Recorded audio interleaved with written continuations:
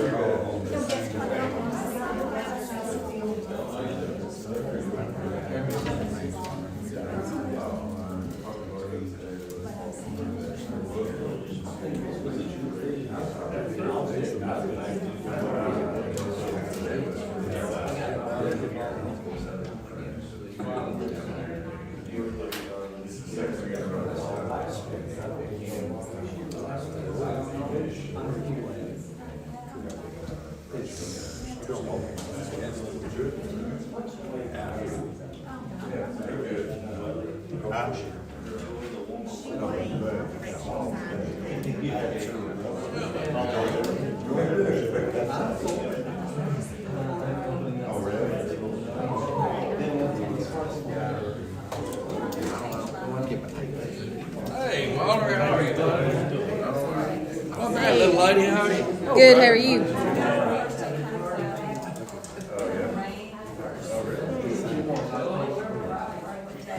Why is that different?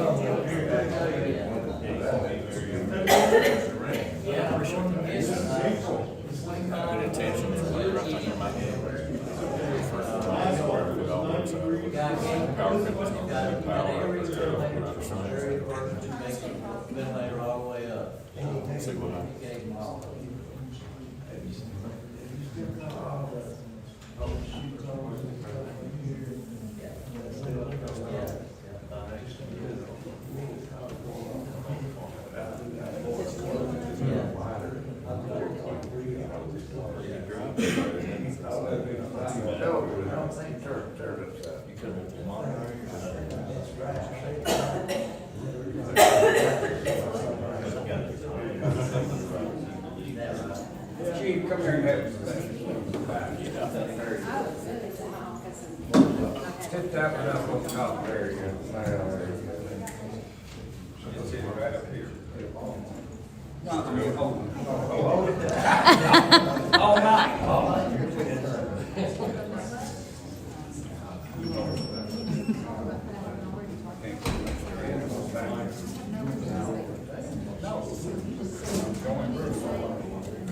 There you go, Bruce. Now,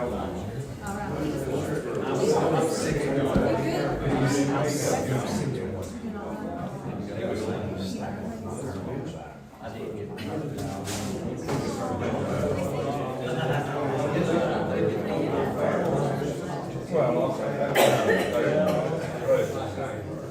4 foot by 6 foot.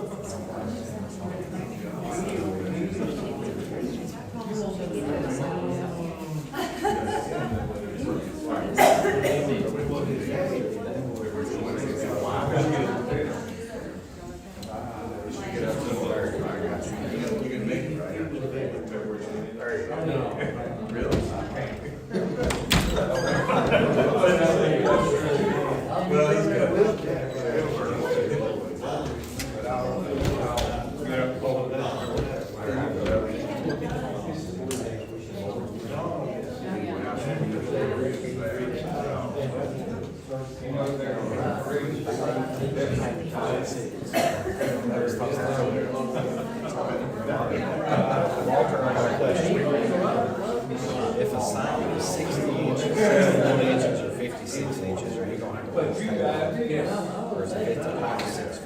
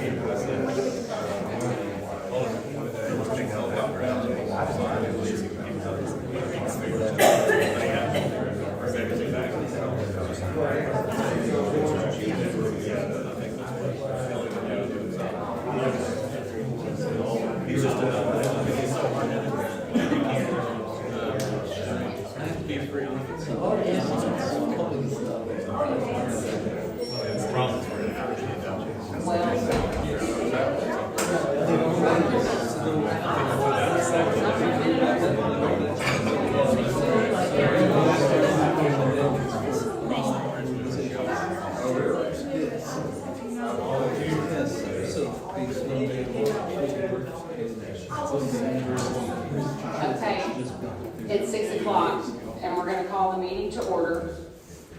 And we will start with our prayer by, where are you, James? James Shinko. Everyone will stand, please.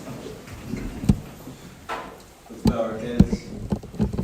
Gracious God, as we gather here in the Livingston City Hall, we pray that you would give wisdom to our aldermen, that you would give wisdom to all who speak and propose business, that you would continue to bless this community, making it a beautiful and welcoming place for all who call it home, and help us to continue to build it and make it the best that it can be. We pray this in Jesus' name. Amen. Thank you, James. Chief, will you lead us in the pledge, please? I pledge allegiance to the flag of the United States of America and to the republic for which it stands, one nation, under God, indivisible, with liberty and justice for all.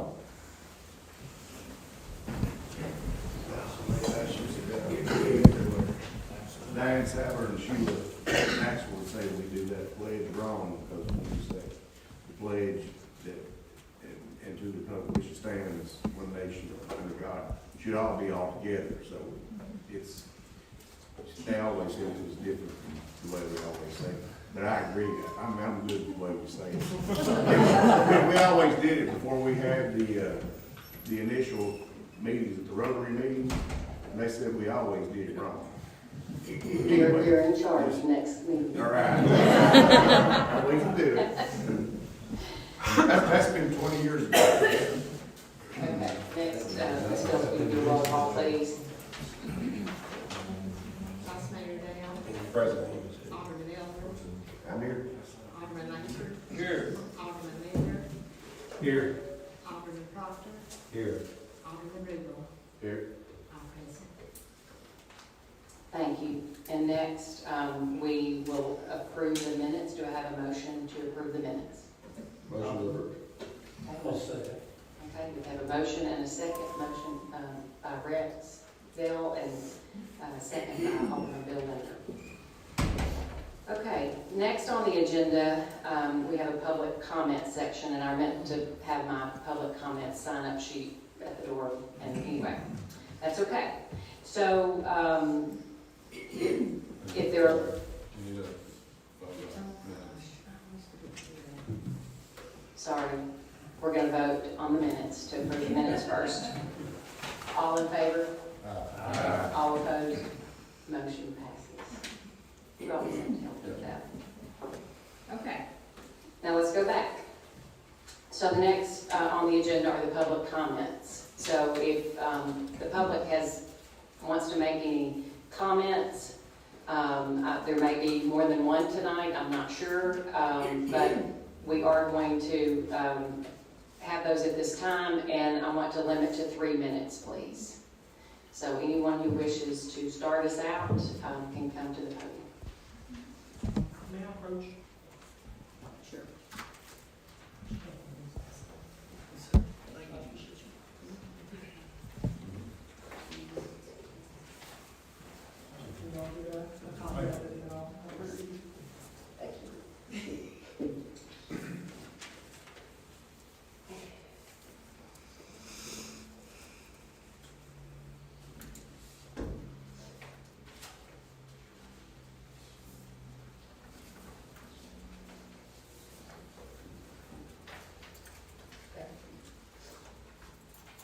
Good evening, Alderman, Mayor Burnett. Some of you may know me, but for those of you who don't, my name is Brian Lawhead. I'm a lifelong resident of Livingston, and I hope to one day be a practicing attorney here.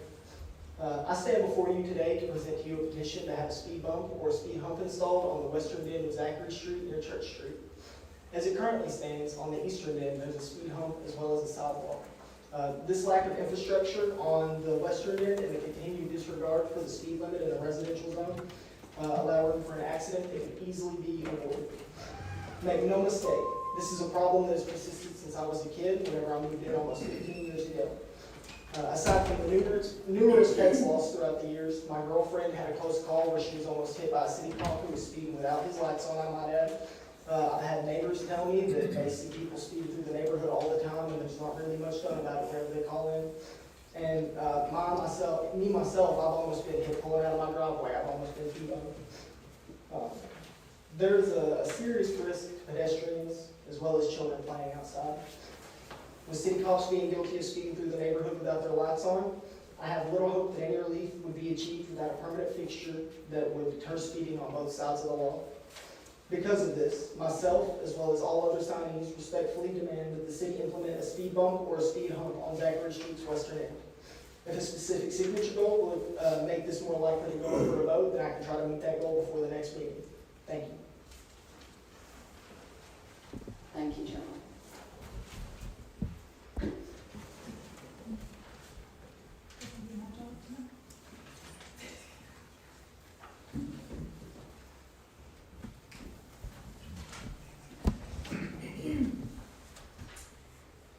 Good evening. My name is Rita Richardson. I would like to first of all thank Overton County News for live streaming our city council meetings and for covering our government meetings in print and online. It was thanks to Overton County News that I was able to virtually attend the January meeting and learn about the proposal to change zoning that would allow billboards within our city limits. Secondly, I'd like to thank our city mayor and aldermen for selflessly serving our community, for hearing our concerns, and for representing us and the best interests of this community. We appreciate your service. My husband Tim and I retired here from Nashville almost 2 years ago. We began vacationing in the area in 2003, and since then have been passing through Livingston to get to our fish camp on the East Fork of the Obie River. Each time we came through town, we noticed the town just got cuter and cuter, and more charming. When it was time to choose a place to retire, that Livingston charm drew us here, and this is where we have settled. Tim and I have been small business owners for most of our adult life, so we understand the importance of marketing. We understand the importance of supporting our local businesses, and we understand why placing billboards on a bypass in town might seem like a good idea, but it's not. It will negatively impact the unique character of our town and natural areas and potentially create the unattractive sprawl and eyesores that we see in larger towns and cities.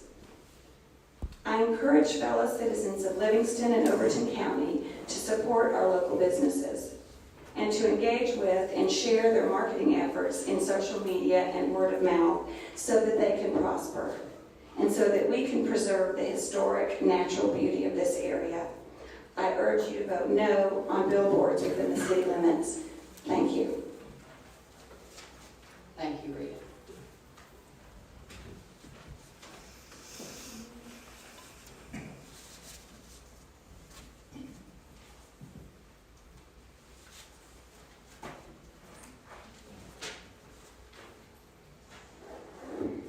I think most in this room know who I am, but just in case, I'm Shannon Cantrell. I'm the president and CEO of the Chamber here in Livingston.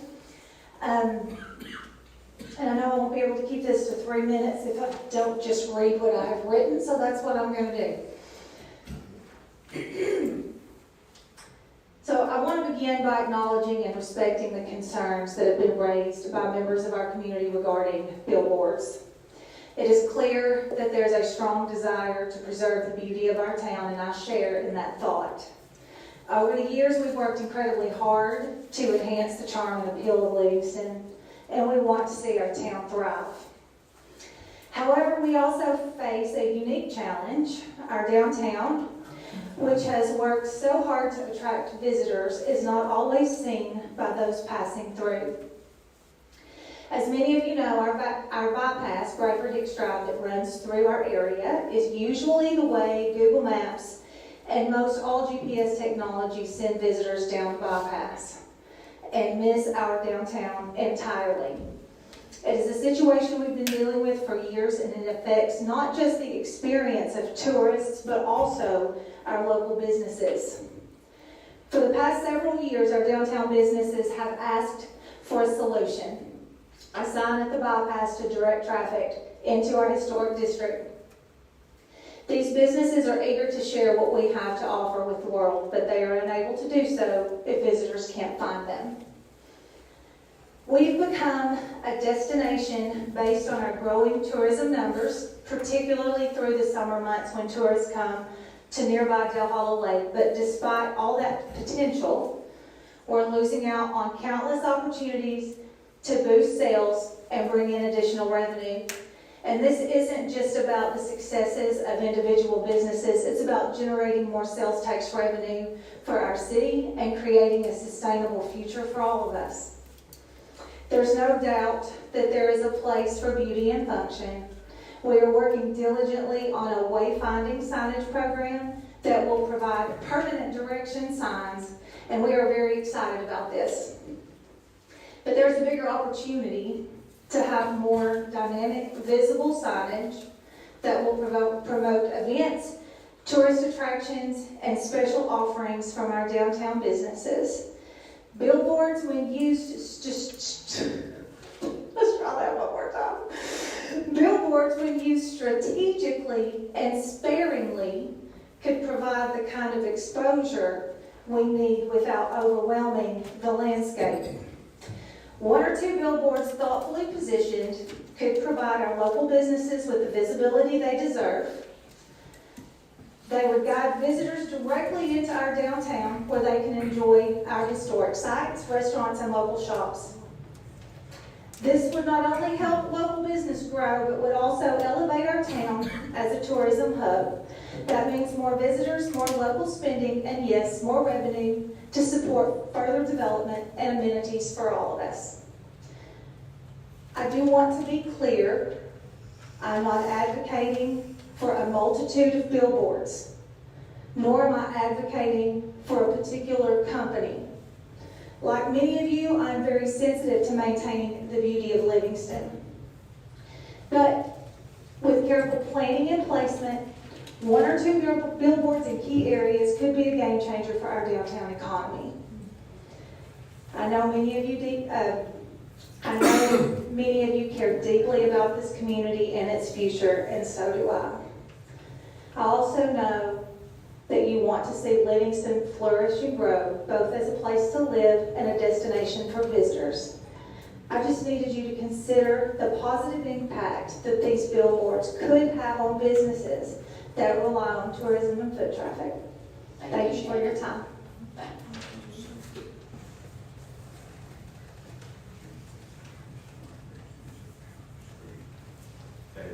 My name is Tim Richardson. My claim to fame is I'm married to Rita. I wasn't prepared to talk tonight, but I just wanted to stand up and support Rita's position, and I think I speak for a lot of people in the room tonight when I say that I think we need to sort of slow down and pause and think about billboards. I mean, what little research I've done on billboards, most of the benefits of the billboards are kind of accrued to the people who own the billboards and also the out-of-town businesses who are advertising in our community to drive people to other places. Billboards are expensive, and I'm just not sure that local small businesses necessarily going to be the ones sort of paying for the billboards, advertising on billboards, and I'm not sure they're going to benefit from the billboards. So I would just make those points. I'd also make the point that, again, I'm not an expert on this, but I've done a little research. I think we need to consider the property values. I think I've read some reports wherever there's a concentration of billboards, property values around the billboards tend to go down. So that's something that I think we should consider as well. I guess that's it for now. Thank you. Thanks, Tim.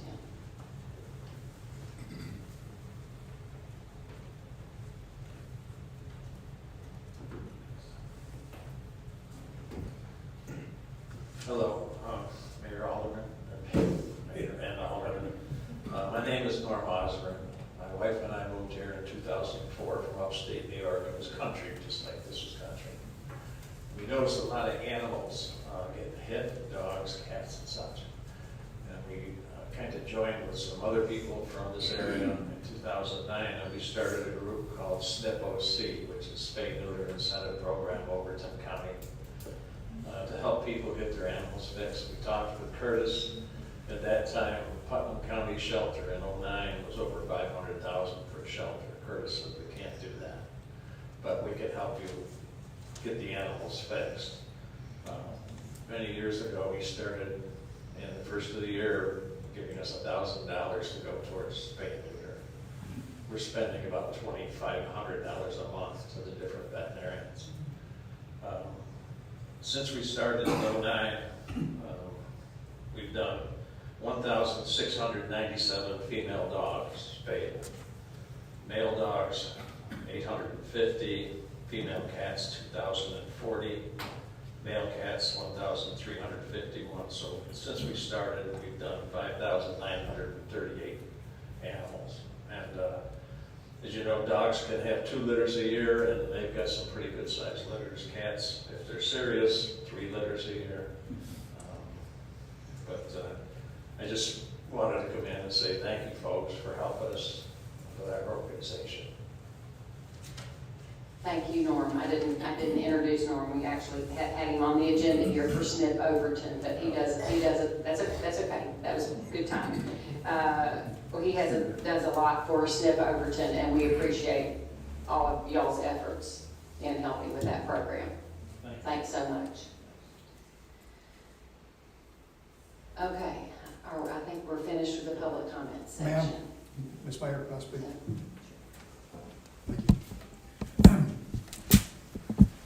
Appreciate you starting the time when you get these handed out. And I realize I'm probably as popular here tonight as Donald Trump at a DNC meeting, but that's okay. I'm here to help, not hurt you. Thank y'all. I appreciate y'all letting me be here tonight. Appreciate the kind words by Shannon. I'm Dave Rowland. 10 years ago, I stood in front of this same group, maybe one of the councilmen, maybe Dave Lincoln was here 10 years ago, and I was asked by the planning commission to make a presentation on digital billboards. We're in the billboard business. This could be our 40th year. We're in 21 Tennessee counties. But what I wanted to show you, if you go through this little book right here, you've got some things that what we could do with a sign, particularly located out here on y'all's interstate. The only interstates you'll ever have is where Highway 52 and 111 meet. That's y'all's interstate.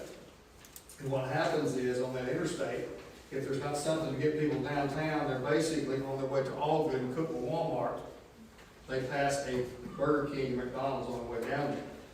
And of course, I do live in Putnam County, and we're the benefactors of that. But we made a presentation about 10 years ago because we have a location right there. We're only interested in one sign, one digital sign on that location with 152 and 111 meet. Put a digital sign there, and to permanently attach or affix the bottom of this sign an arrow that will direct people to the store downtown. Regulation is what makes the billboard business what it is. We're not talking about a bunch of billboards. We're talking about one community bulletin board, not only to advertise local business, but to promote downtown events. And these are some of the things that we pulled off the website that might be advertised on a regular basis.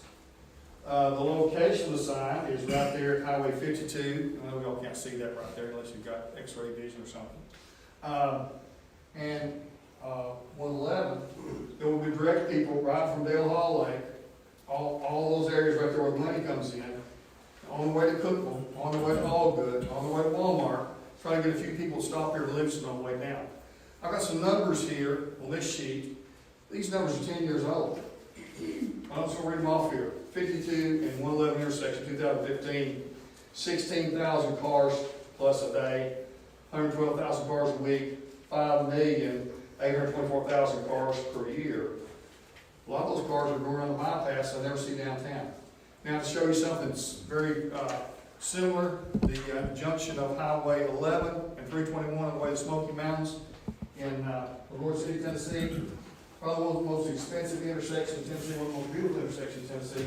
We did the same thing right there. In order for us to get that sign there, one of the things we agreed with the city is to have a permanent affixed sign at the bottom to direct people to downtown. Okay? Now, there's another thing that happens with digital billboards. One of the local banks, First National in Cookville, right next to the high school, bought, and I'm not guaranteed they'll do that, I can't speak to them at all, but they have bought one slot and they give it to the high school for their use 24/7 during the school year. Got one for Bank of Putnam County. Retail sales, we're advertising Livingston and Cookville also on the interstate. Thank you very much for your time. Thanks, Dave. I'll be brief. I'm Lee Eminette. I'm Eminette's Eagle Auction Real Estate. I'm here specifically only for a minor amendment to the temporary sign ordinance, which we already have in place. We all want the best Livingston we can have, and usually somewhere in the middle is where that happens. So there's going to be some give and take from all of us. And I understand that the city needs the ability to control and monitor signs for safety reasons, for presentation. There's a number of things that they need to be able to oversee. But the inability to post a real estate auction sign primarily hurts your citizens more than it does the professionals. Those sellers are who you're impacting the most. As a professional, I'm going to find another means. I don't know that those sellers will benefit quite as much from it. So I believe that a minor amendment to only the temporary sign ordinance can accommodate the needs of all of your sellers as well as us as professionals and meet the goals of the city without causing your citizens to have a shortfall. So I ask, just don't think about the real estate auctioneers and the professionals. Think about the people that voted for you. Think about the people you're impacting. When they get ready to sell their asset, they can't properly advertise it. Thank you. Thanks, Lee. I'm Barbara Roberts. I really hadn't planned on talking tonight, but a couple of things I thought about as people were speaking. First of all, with Shannon and the sign issue of signs to direct people to downtown. And I know that you all been working on signage at Brent to do that. So I thought that's what the whole thing was with getting that grant. The second thing is with Mr. Rowland, you know, he says one sign, one billboard. But what about the other companies? If other companies want to come in, are there going to be 2 or 3 or 4 billboards? I mean, we can't just say Rowland can have a billboard. What about everybody else? What about what they put on that sign? You know, you could say anything if you pay for it. So I think there needs to be more thought to what makes Livingston so beautiful, so wonderful. We're also proud of it. And I think we're proud of it because we like it is. That's all. Thanks. Thanks, Barbie.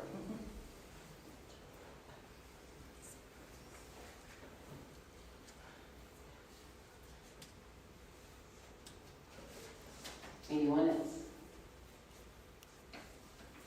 Okay, we're going to move on from the public comments section and go on to additions or deletions to the agenda.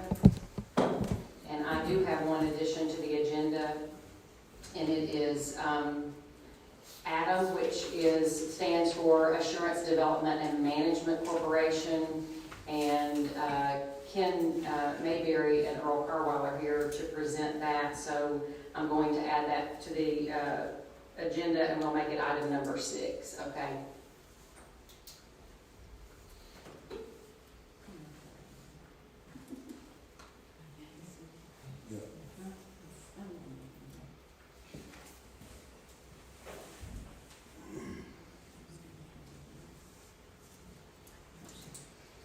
Do I have a motion? Is there any other additions or deletions? I second. Are there any other additions or deletions to the agenda? Oh, no. If no, I'll make a motion. Do I have a second? I'll second that. Okay. So we have a motion to add Adam to the agenda, item number 6. Motion made by Rex Dale and second by Bruce Elder. All in favor? All opposed? Motion passes. So we will make you item number 6.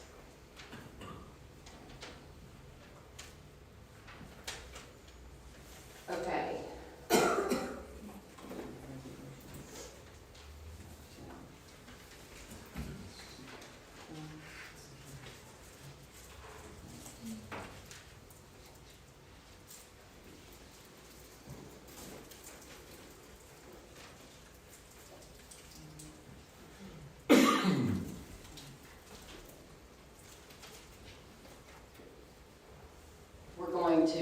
We have a resolution that needed a number corrected on, so we were going to go ahead and read that, so we're getting that corrected number right now.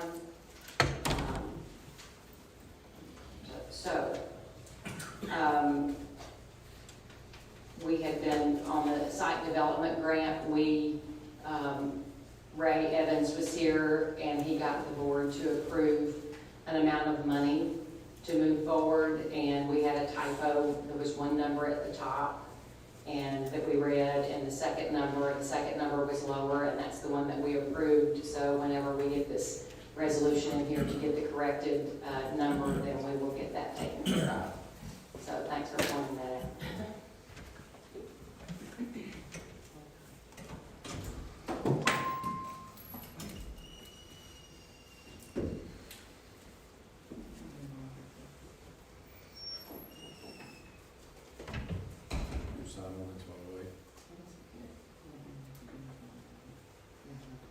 So let's go on to the sign ordinance while Phyllis is getting that for us.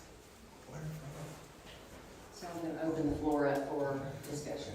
I'd like to say that I'm really glad that we have got this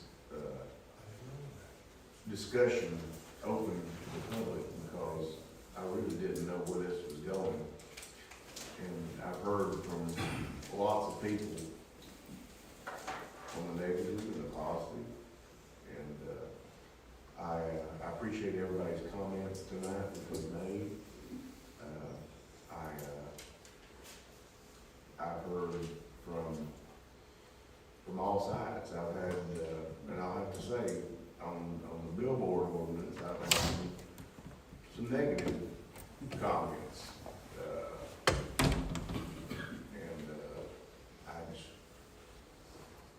Moreover, it's I'm not sure exactly how we need to handle that part of it. As the last lady that spoke, I'm not sure exactly how we do just one and not have, you know, many others want to get their billboards on there too. I'm not sure, but that's kind of a taunting task. That's a tough deal. I've had lots of negative comments on the billboards from lots of citizens from the community. I personally, I'm gonna say this, don't have a huge problem with it, but I don't want a lot of them. I don't want but a couple of them, and I don't think we can do one or two without doing more than a bunch. So, on the billboards, I'm still passing judgment on it. On the other signs that we've got around town, I think we've got, as Mr. Alderman said, that's kind of how they advertise their product and direct you to where they're gonna sell your goods. And I think that we have a duty to allow people to sell their real estate and people be notified about it. So there's some amendments in the ordinance that we have that I think probably needs to be changed to get those things done. But I'll let anybody else comment from here.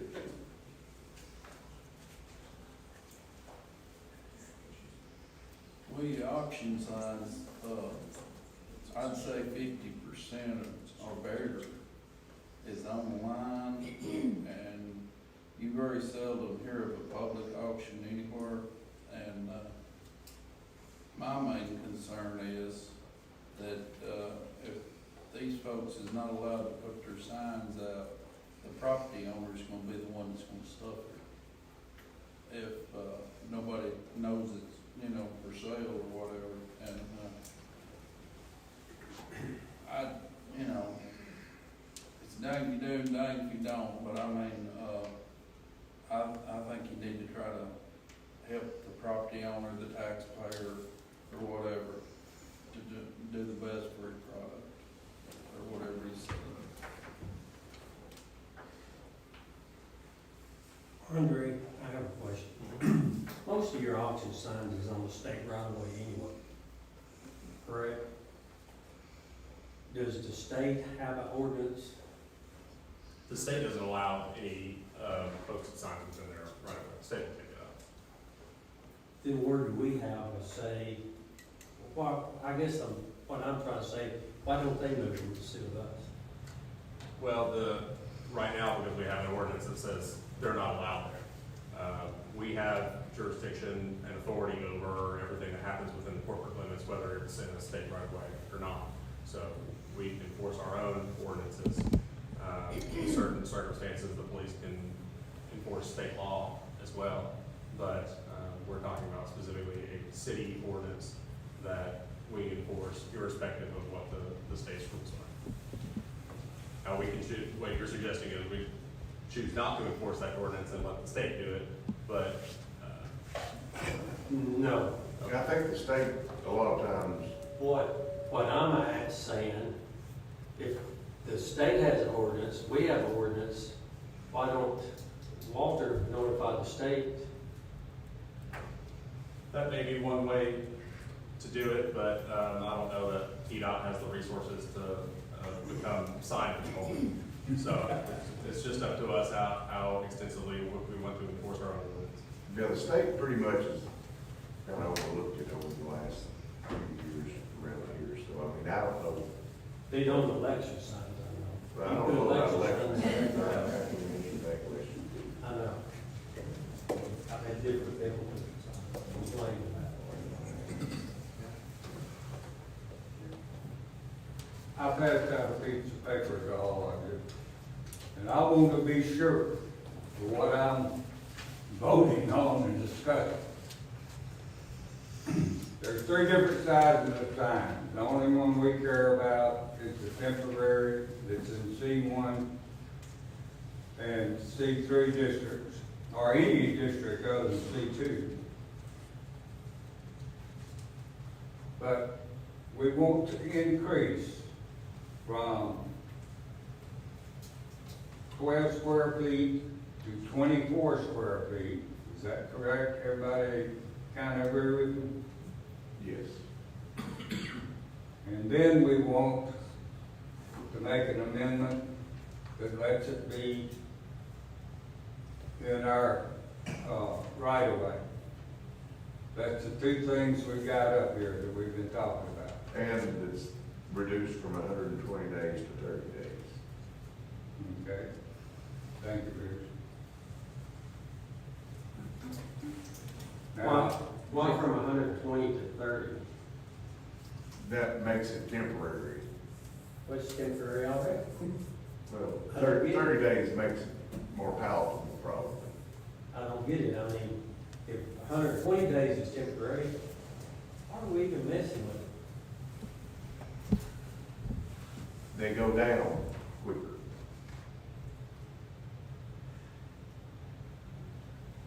Bottom line is, if we don't do something about it, they're taking myths. They'll be going to anyway. David, if you would, for me, when you speak, please turn your mic on, but that's what I'm plugged into.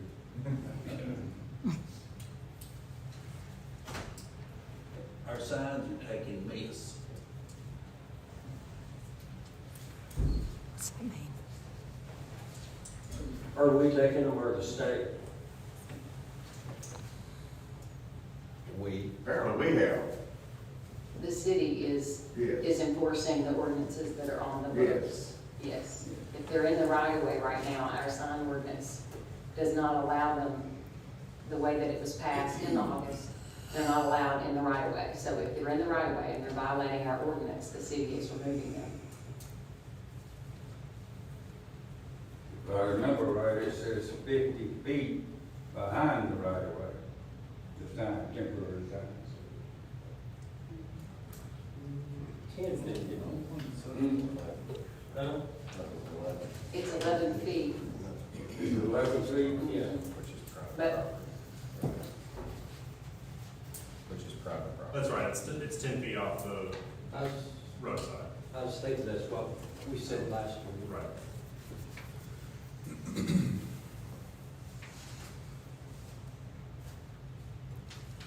And one other point of clarification, right now temporary signs in the ordinance are 6 square feet. There is a provision for ground signs and portable signs in C and I districts to be 12 square feet, but nowhere are temporary signs allowed to be 12 square feet. So it's 6 square feet in all districts as temporary signs. Can you say that again, Andre? But the portable signs are 12 square feet. Portable sign is different from a temporary sign. Yeah. But what we were saying, in the previous meeting, we were talking about portable signs that can be put in the ground and then moved. I think what we were talking about was temporary signs like yard signs or auction signs that you might hammer into the ground. Portable signs, I think, are more like sidewalk signs with wheels on it, or a sandwich board type thing. I think is what I think of more when I think of portable signs. Temporary signs, I think of like a yard sign or a campaign sign, something like that.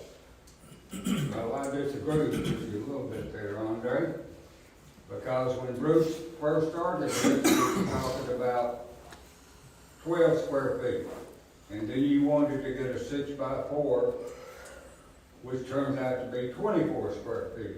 And that has nothing to do with the, temporary sign, that's on the portable sign. Is a real estate sign the temporary or the portable? It doesn't matter what kind of sign it is. Yeah, but Right. it's a real estate. Is that a I don't know, temporary? what's it made out of is the question. It could be a temporary sign, it could be a portable sign, it could be both maybe. Well, let's look at what started all this anyway. Lee Eminette is a great guy, and he's a good citizen up there in Birdtown. But his signs were what, Lee, you may could tell me? 4 wide, 6 tall would be the biggest. Yeah. Most of them are 4 And or that's 5. kind of the signs that we were talking about, because this was the signs that were removed. And they would be temporary, not portable, in the definitions. Solely temporary by definition. If you read your definitions, there's some ambiguity depending on what it's manufactured for, and if it's got wheels, or if it's got posts, or so forth. But if you go and look at prohibited uses, it's a temporary sign. You define it there by use. Well, in that case, it's down to what, 6 3 feet. square feet? 6 square. 6. 6? 6 square. Okay. That, by the way, up here is 3 by a 8. 6 by 4 sign, 24 square feet. It's 3 by 8. But now, I don't know if it'd be a temporary sign if I put wheels on it or what. It's all complicated. It's very complicated. It's all, yes.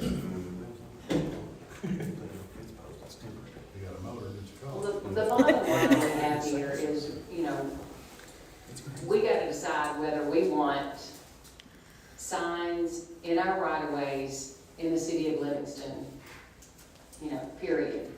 And we cannot control content.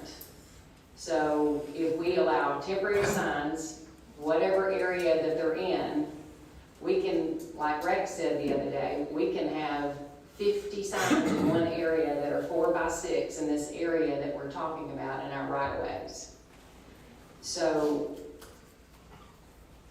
that's really what we're looking at, and that's what we have to decide whether we're gonna allow something like that in the city of Livingston. I So, don't think that's gonna happen, but,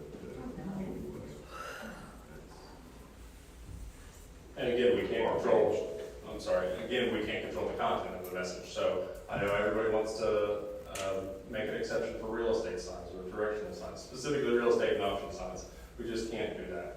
All we can regulate is temporary signs within the right of way. If we allow temporary signs in the right of way, we have to allow all kinds of temporary signs regardless of what the message is, regardless of whether it's an option sign or a real estate sign. So I think Mayor Burnett is correct, but the bottom line is we need to decide whether we're going to allow those types of signs within the right of way or not. also, the off-premise sign, it negates an off-premise, I mean, at this point, an off-premise sign is the tax parcel, the person that owns the tax parcel can have one off-premise sign, directional sign, currently in the city of Livingston, correct? It's not limited to directional. Well, we're just one off-premise sign. If there is an establishment, a place of business, a service, a product offered on one tax parcel, and there's a sign somewhere off of that tax parcel that that directs attention to that service or business that's provided on the original tax parcel, that's an off-premise sign, and you can only have one of those. So if we allow temporary signs to go up, those people can now put signs also, or still per our ordinance, it's just one? No, you're still only allowed one off-premise sign, regardless of whether it's temporary, portable, a ground sign, or anything else. Okay, I think there was some confusion around that, so I wanted to. I know we've had the public part, but there's a difference in the temporary sign and the off-premise sign. Your off-premise sign doesn't have a shelf life, it's perpetual. You can put it up for 10 years. Your temporary sign has a shelf life, so they're actually not under the same definition by use. Well, you could have a off-premise sign that is a temporary sign. Can you have a temporary sign that's an off-premise sign? Yes. I know it sounds redundant, but Yes. they have different square footages, different timelines, and different zoning Yep. for the same definition. That's right. Not the same definition, one could be both.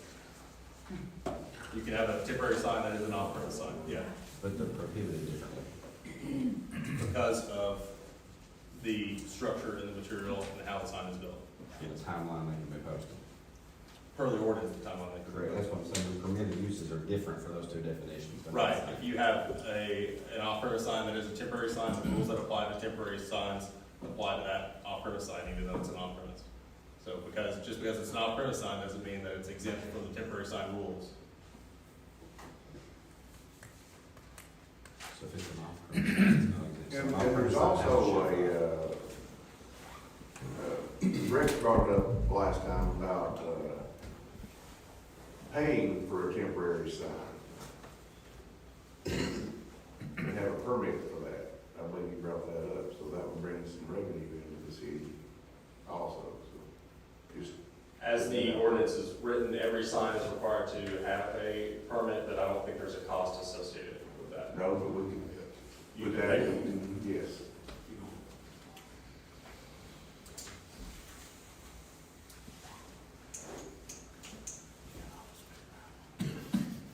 Alright, so I'm just gonna, evidently sign ordinance is way more complicated than we expected.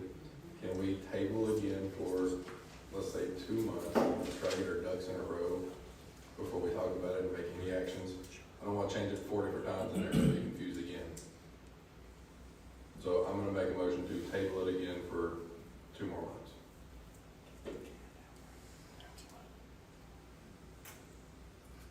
Do I have a second? I'll second. Okay, so we have a motion on the table to table the discussion of the sign ordinance for 2 more months.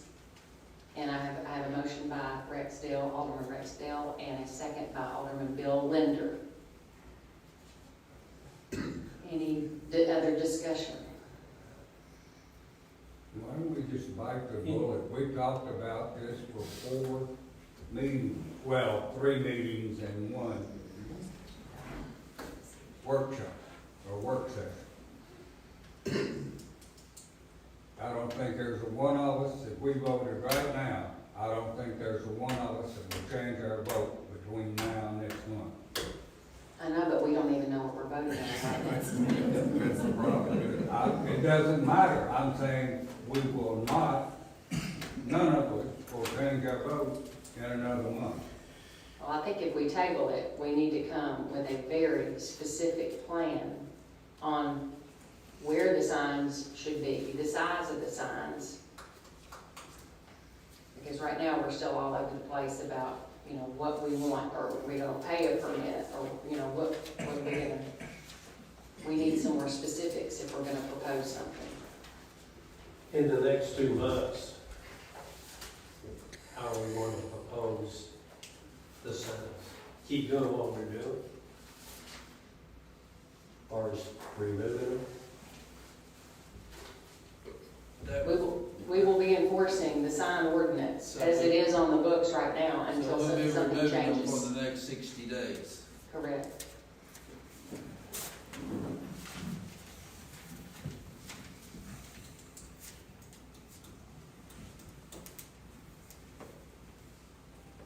I say we take a vote on tabling the sign ordinance. You got a motion in a second, so. We got a motion and a second, so let's do a roll call, Ms. Phillips. Alderman Elder, Yes. Alderman Langford, No. Alderman Linder, Yes. Alderman Proctor, No. Alderman Rubin, Yes. Vice Mayor Dale, Yes. motion passed. Okay. Moving right along, or let's move backwards for one quick moment. And I actually misstated, it was not the site development grant. Going back to the resolution correction from, resolution 2024-12-1, the corrected amount it was a resolution authoring the mayor to enter into an agreement accepting additional funding for a 20 2019 TDOT Multimodal Access Grant and committing to the matching funds.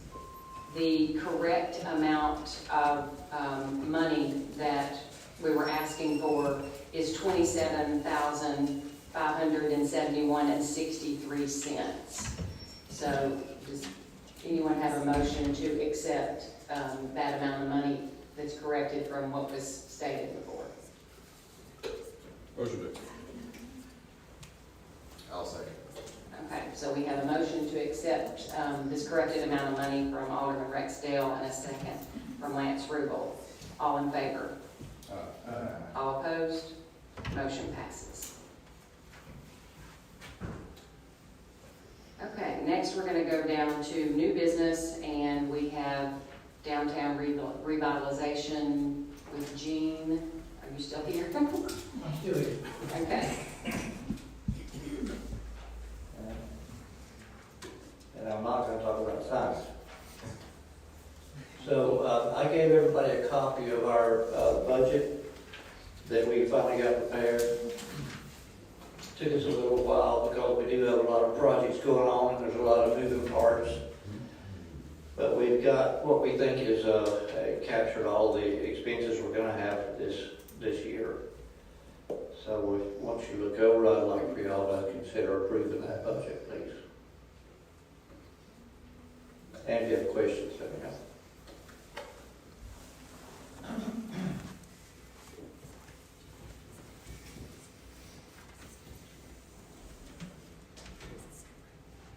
Gene, I thought we got a little bit more money in that grant for the wayfinding. Did we just get 15,000? No, that's the match that we're budgeted for the match.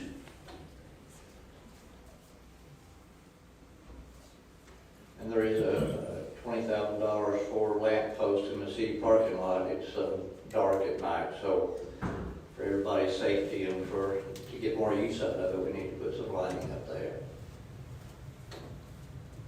And that's the parking lot across from the barber shop on Main Street. Yes. Ray is still working on all these projects, that's the reason that he's getting paid. Correct, yes. Okay, all right. Yeah, that's it. Actually, I think he works on all the city projects, but the majority of them are downtown redevelopment right now.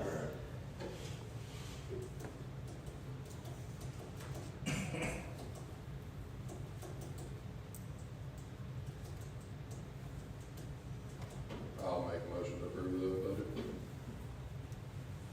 I'll second. Okay, we have a motion on the table by Alderman Rexdale to approve the downtown revitalization budget and a second by Bruce Elder. Is there any discussion?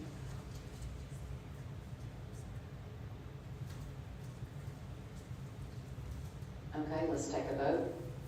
All in favor of approving the downtown revitalization budget, say aye. All opposed? Motion passes.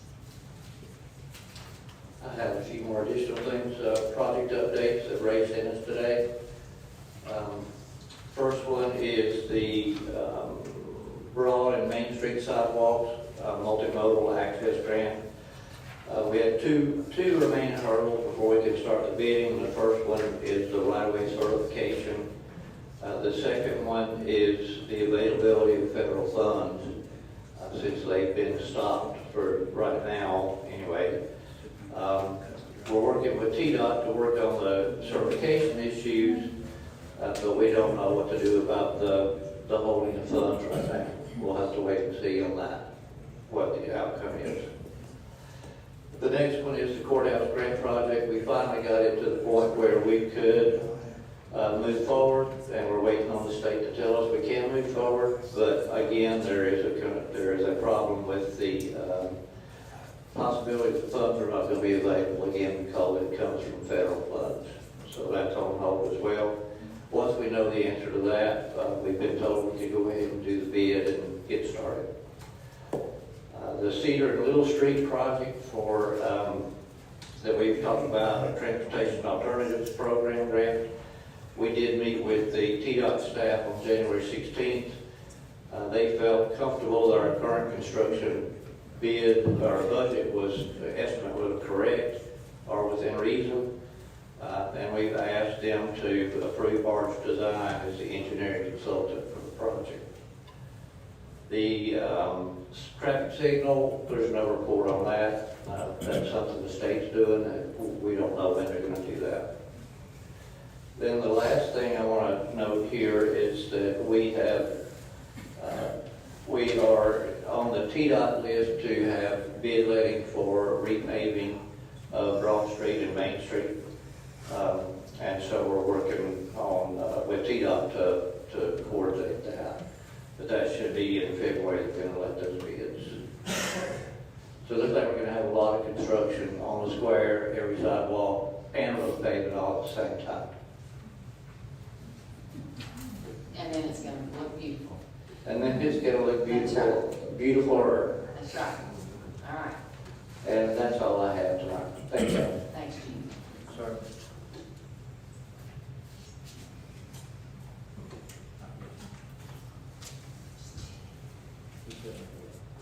Shannon. I'm good. Okay. All right, perfect. Okay, then next we have Jason Duke for an airport update.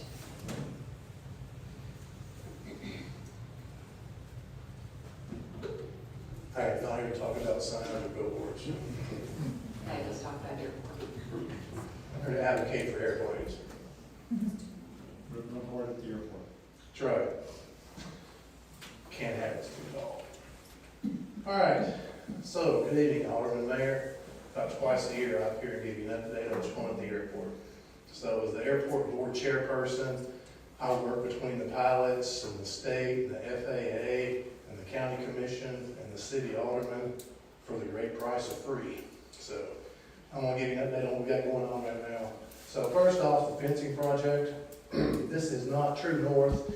True north is about this way. The airport runway runs on a compass northeast to southwest.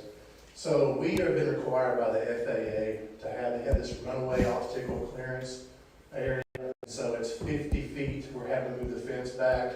And then because of wildlife issues, it's 50 more feet. It's 100 feet. So we've been purchasing land on it's the southeast side of the runway. And to be able to move the fence back 50 feet and then clear 50 feet behind it.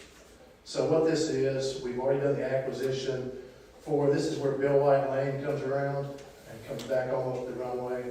This has all been acquired, and we're working on this last segment right there for acquisition. Once that acquisition is complete, then we'll do bids on the clearing and the bids on the fencing. This is mandated by the FAA, and 95% of all the funding for this is coming from federal and state as well. It's taken a while because, as you all know, government moves slow. And so we've gone through many things, COVID, lots of difficulties in the funding on the project, but I will see this through. And then I'll give you some pricing and stuff on the end. I'm most excited about the airport terminal renovation, our 1968 airport terminal. It's called a lean-to. You've got the main hangar, and you've got the lean-to area. You see that going up Airport Road. Our airport terminal looks the same as the one at Jamestown, the one at Smithville, all of them was built in the 60s. It was designed to be a maintenance facility. It was not designed to be a beautiful terminal for business people to come into and pilots to be or anything like that. So our 1966 to 67 building is still wired with plexiglass windows and ceilings like it's 1967. So for a business, it's not been, we've maintained it well, but it needs to be completely renovated. And the greatest thing about this is the bipartisan infrastructure law money, which is now going into year 5, has been allotted, and we were able to apply and get the maximum grant possible. So we're going to be able to pay for 95% of the entire project off of state and federal funds, which is unbelievable. And I'll show you what we're going to have to pay for our share at the end. And what this is going to do is I'll show you one more artist rendition. Inside is the current office, ends about here, it's this left side. It's going to go all the way across. It's going to double the office size. It's going to take, we have to currently go through the security fence to get in one single man door. We're going to add a nice double door. It's going to be a nice glass approach. It's going to be just a beautiful entrance and it looks like what you would expect when you come into an airport if you're a business person. It's going to really open up the space. For example, in the kitchen too, the kitchen currently consists of beautiful shag carpet below the cabinets, was put there in 1967, it's very nice, you got one piece of it. And so we're gonna be able to completely gut the kitchen and everything in the building. We're talking bathrooms, the entire building will be renovated inside, new siding, new windows, new HVAC system, everything. It will be completely renovated. That paid for 95%. When people come to me and say, well, I'd love to have that money for something else, this money comes from fuel taxes. It has to be used at airports. That's the only place it can be used. And if we weren't trying to get this money, other airports would get this money. We're not taking money away from anything other than other airports that did not win the same grant proposal we did. Next project is the fuel farm relocation. The current fuel farm sits here. That's Airport Road. You can see it from Airport Road. The fuel farm used to be, just off the map. That's the current terminal building. It was over here. We had to move the fence years ago when we moved the taxiway. The state told us that a great place to put the fuel farm was here. It's all we had. But since then now we have large twin-engine aircraft. We have jet aircraft. We have a lot larger planes than we had 20 years ago. And those planes cannot fuel there. So therefore they go to Sparta White, well, just Cookville Airport now. They go to Crossville. They go to other airports that have larger fuel service areas. So in the picture you can see now, piston aircraft fuel right here, jet aircraft fuel out here. You've got a 3 to 5% slope here. Jet aircraft need to be level when they're center point fueled, so they will not buy fuel at the Livingston Airport. So we're going to have to move the fuel farm from here to the other side of the T-hangar. And when we make the move, we're going to also paint the tanks, replace all the gasket seals, service everything. It's not just a move, it's a complete renovation of the current fueling system that we have now. So we just finished wetland mitigation project study. We did a new wetland survey at the airport. Wetland areas are in light green. For example, now we only have a taxiway that goes from just 1,000 feet of the runway. We have no taxiway for 4,000 feet of the runway, which is a safety issue. And I want to try to see through a parallel taxiway to be constructed. And that will be, like I showed in the past, will be built back off the wetland area to not take out the wetland area for mitigation and minimize impacts to wetlands. So I'll show you more. The taxiway goes through here. That's Bill White Lane. The taxiway will go through here, bend down, and come down this way. So I'll give you an update of that later. But we had to do a wetland study for the wetland mitigation project that's required for that. We also was able to get 75% funding for grounds maintenance equipment. It can be tractors, mowers, weed eaters, chainsaws, anything at the airport. And so I was able to apply for this where we can spend up to a total of $80,000. So if we buy up to $80,000 of equipment, $60,000 of that will be paid by state funds. And this is hard to get. It's only good every so many years. And so we have this available to us for 4 years. So that's going to pay for up to 75% of our equipment purchases at the airport. And to sum it up, let's always talk about time and money. So the fuel farm, first thing here, construction on it, the bids have already been received and awarded. We expect the project to start in March of 25. That required multiple trips by me to Nashville to present to the Aeronautics Board. We've had several state delays, slowdowns, you folks know what I'm talking about. And so we're going to start, I think in March, and we should be done by July, which will be an amazing project to finish. And plus it's so amazing because it's funded primarily by state funds. The second thing, the terminal rehab. The terminal rehab, so this bipartisan infrastructure law money, Tennessee is what's called an FAA block grant state. So in Tennessee, the federal government gives all the grant money to the FAA, the offices in Memphis. They take the money by block and dole it out every year to the Tennessee Department of Transportation Aeronautics Division, and then they dole it out to us. So we have an extra person in between, which kind of slows it down. So we are right now working on bids will go out soon for the terminal rehab. We already have final design, and then we hope to start in June and have that done at the end of this year. That's the plan. Note the star there, though, that says specific date unknown due to TDOT grant issuance. So TDOT, they have 4 times a year. We go to Nashville, make a presentation. If they slide us, it may slide us 3 months, but it's going to get done. But that's the current plan right now. I mentioned the equipment grant, we can make that purchase or not, but why would you not want to buy equipment that we use every day that's paid for 75%? It's kind of a no-brainer. And then the wetland mitigation, we had the study done, so now we're gonna work on wetland mitigation for the projects. And the last thing is people wanna know, what does it cost? The fuel farm reconstruction is about $470,000 to be paid by the state, and we only have to pay $24,000, which is split between the city and the county, because the city and the county maintain the airport funding for projects. So it's gonna cost us $12,300 for the fuel farm move. Which if you haven't moved 10,000 gallon fuel tanks and all the stuff that goes with them, that's a bargain for us. And we will recoup in fuel sales difference back within at least less than a year. It'll be a big difference for us. The terminal rehab, my favorite project, out of almost $800,000, we're gonna get $556,000 from the state. We've got our state grant and our federal grant together here for those. The local share right there is $46,000, split between the city and the county. We're gonna pay $46,000 total for almost $800,000 project to completely rehabilitate that hangar and make it into a nice terminal.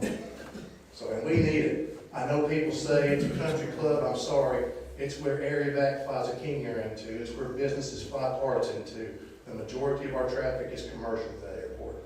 And if you don't know it, people should go hang out there because everybody tags and gets some rich country club. Well, I wish it was.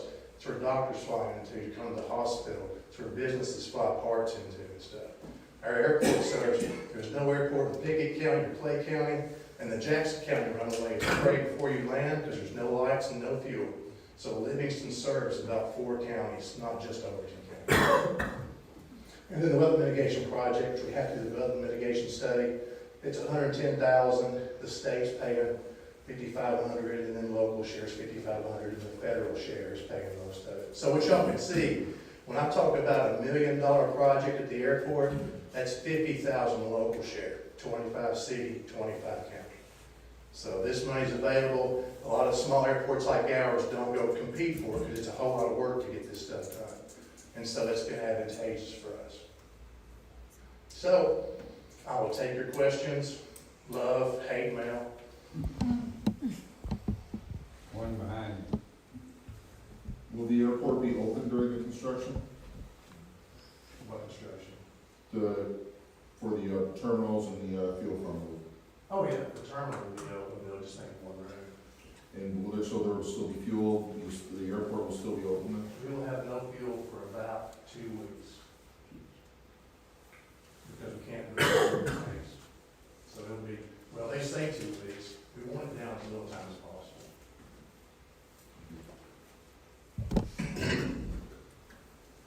Are these improvements in our budget?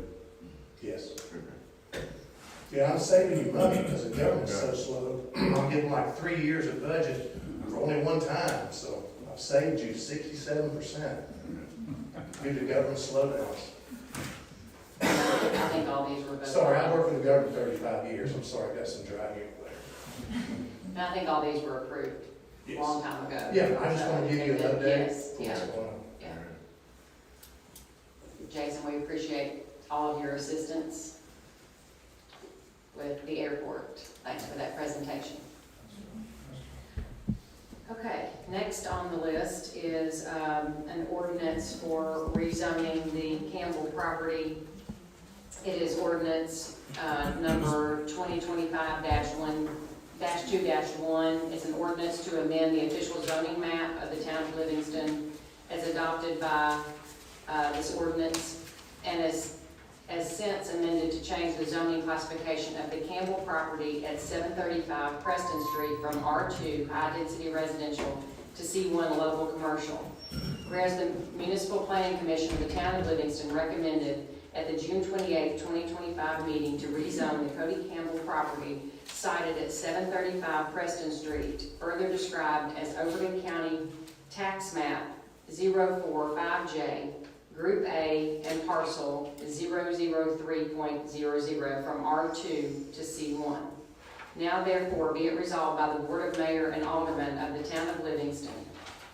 Section 1, the zoning classification of the Cody Campbell property at 735 Preston Street from R2 high-density residential to C1 local commercial. Section 2, this ordinance will become effective 30 days after the second reading of the rezoning ordinance. Do I have a motion to? Move to approve. Okay. I'll second it. Okay, so I have a motion by David Langford and a second by Bruce Elder. Is there any discussion? Okay, let's take a vote. All in favor, say aye. Aye. All opposed? Motion passes. Thank you. Okay, next on the agenda is the demolition proposals for a slum property, which we've had some discussions about this evening, so.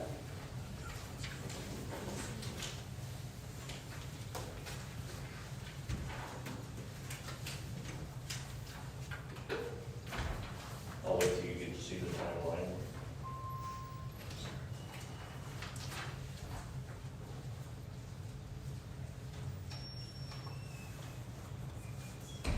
So as you can see that a notice went out, 9/30/2024.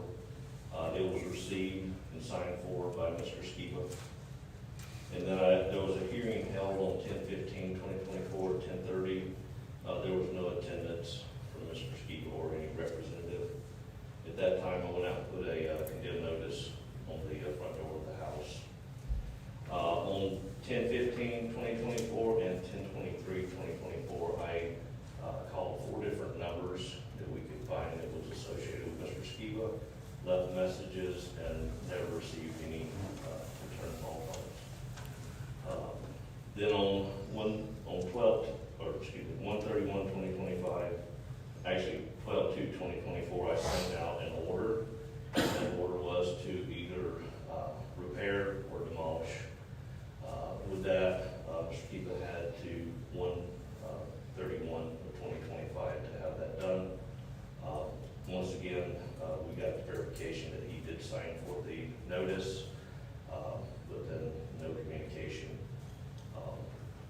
Then that's why I'm bringing it before you now to vote on which quote that you want to go with. I reached out to 4 different companies to get quotes. You'll see that a couple companies gave 2 different quotes. Reason being, I had made sure that they all understood that there may be potential asbestos there.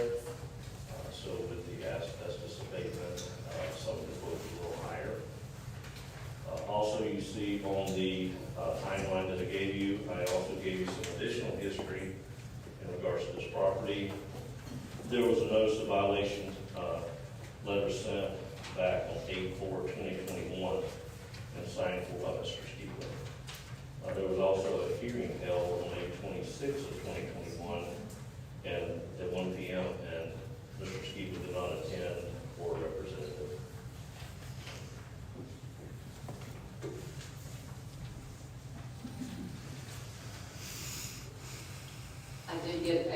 We did get a phone call from Mr. Skiba just this afternoon and had not heard from him this whole time. And so I did tell him we were gonna call him back tomorrow. He did have some things in the property, but he is not necessarily against the demolition, but we are going to call him to get more details tomorrow. But tonight, I think what we want to do is, if everything goes as planned and he doesn't come up with something different that we need to discuss, is just to get approval to accept the lowest bidder for the demolition. Lowest and or best bid, it doesn't necessarily have to be the lowest. Right. So once the demolition is complete, now, who has ownership of the property? Same person, Same person still does. just the dangerous structure is removed. And we have a lien on the property for Right. the amount of the demolition. That's right. Approximate worth of the property?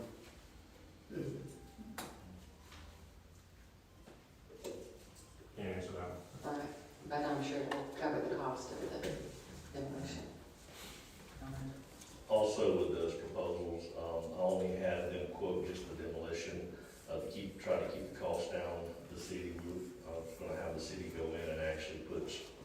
straw and seed down.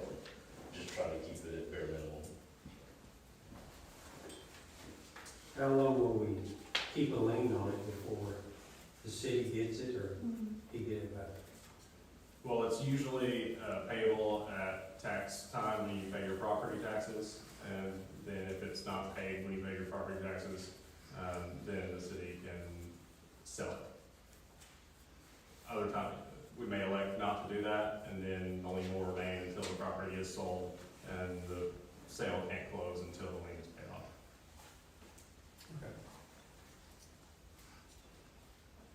I used to say it's sold at Dorothy's office, I guess it'd be sold at Dorothy's office. Right. Yeah, courthouse, yeah, okay, all right. And also keep in mind, the property is becoming a safety hazard. There's multiple sheets of metal that has blown off the roof. I picked those up out of the yard, so it's definitely becoming more and more a safety hazard.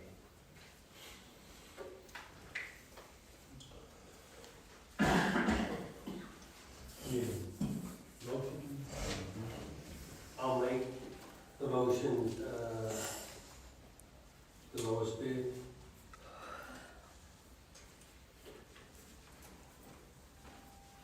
Mayor, when you talked to him this evening, he wasn't opposed of tearing the building down? He wasn't, but we are going to have more discussion tomorrow. Or, you know, if he wants to do something to get into compliance at this point, we wouldn't. He's not responding to anything we've asked him until the last day, though. This is ridiculous. I mean, anyway, I think it needs to be done. I make the motion. I'll second it.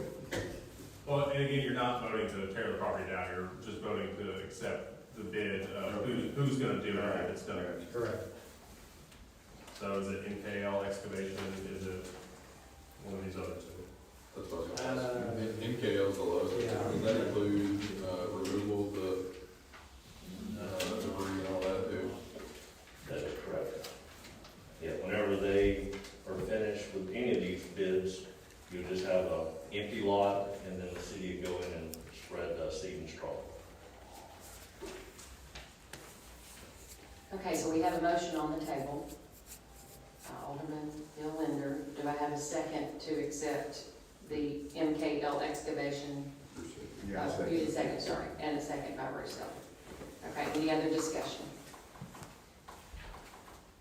Okay, all in favor? All opposed? No. Okay. Motion passes. Okay, last but not least, Ken, are you still here? Yes, ma'am. You're up.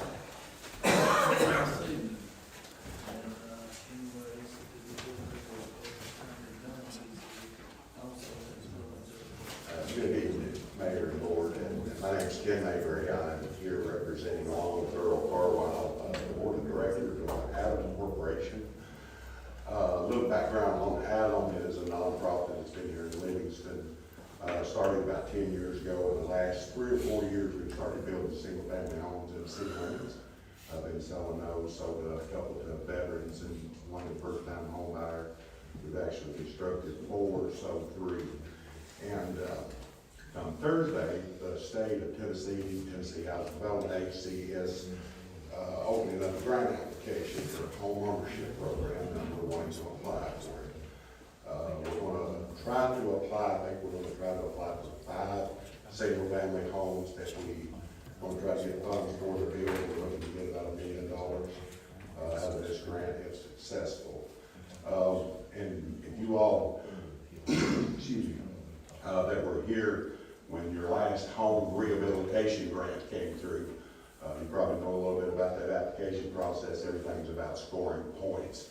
On this application, one of the big things that would get us 10 points is having a public-private partnership. And that's what brings us here with you today.